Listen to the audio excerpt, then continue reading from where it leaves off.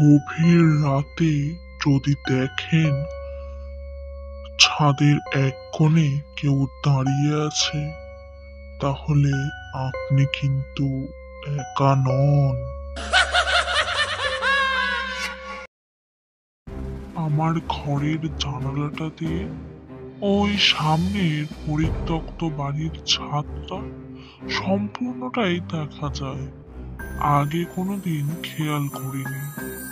একদিন রাত 11টা বাজে, হালকা বাতাস, আমি জানালার ধারে দাঁড়িয়েছিলাম। তখনই যেন দেখলাম সেই ছাদের কোনো একটা কোণায় কেউ যেন দাঁড়িয়ে রয়েছে। ওই বাড়িটা অনেক দিন ধরেই বন্ধ, কখনো কাউকে দেখিনি। ভাবলাম হয়তো পাড়ার কোনো ছেলে, না হলে কি আবার চোর ডাকাত নাকি। যাই হোক, এই ভেবে ঘুরে দাঁড়ালাম। জানালাটা সেদিন আর বন্ধ করলাম না। ঘরের ভেতরটা বেশ ঠান্ডা অনুভূত হচ্ছিল। যাই হোক, বিছানায় গা এলিয়ে দিলাম। দিনের বেলায় বাড়িটার আশেপাশেও কাউকে দেখিনি। ছাদে কেউ থাকা তো দূরের কথা। এইসব চিন্তা বাদ দিয়ে ঘুমিয়ে পড়লাম। পরের দিন রাতেও আবার জানালার সামনে এসে দাঁড়ালাম। এবারও দেখতে পেলাম ছাদের কোণায় সেই ছায়া মূর্তি।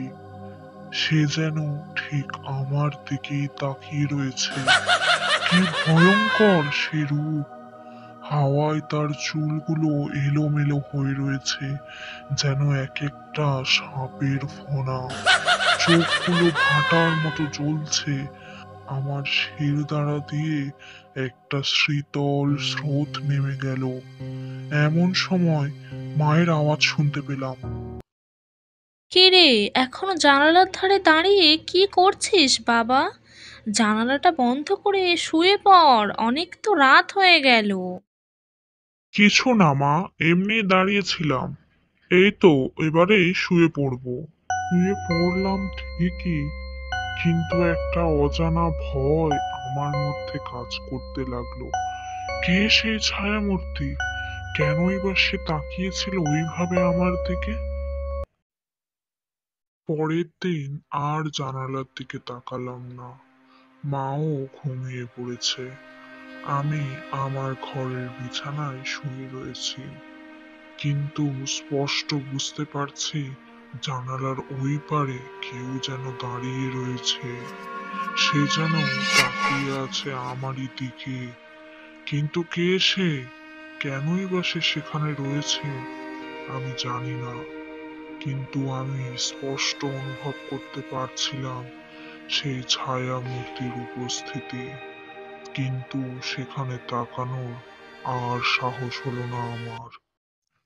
এখন আমি জানালা বন্ধ রাখি, আলো জ্বেলে রাখি সারা রাত, কিন্তু মাঝে মাঝে নিজের ছায়া দেখলেই বুঝতে পারি ওটা আমার ছায়া নয়।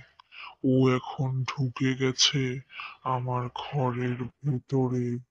সব ছায়া নিজের হয় না, ছায়া থেকে যায়, ফিরে যায় না।